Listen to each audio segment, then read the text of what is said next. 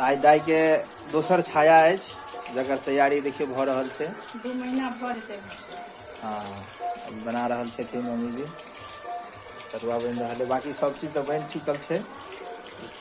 तरुआ आलू के तरुआ, के बाद में केरा के तरुआ, खमहर के तरुआ, भाटा के बैगन के तरुआ, तिलकोर के तरुआ, रंग बिरंग के तरुआ सब बनि चुकल है। अच्छा अखन ब्राह्मण सब नहीं एलथि है, अब एता किछुए क्षण में आइए से इमहर सब सामग्री इंतजाम कर राखल गेल छै।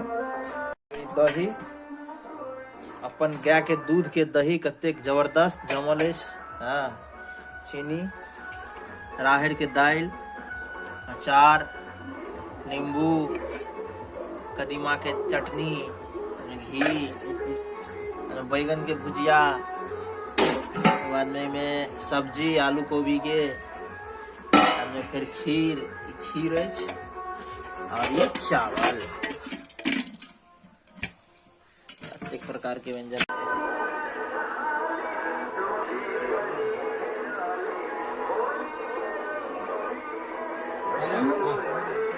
हेल जा शुरू करू।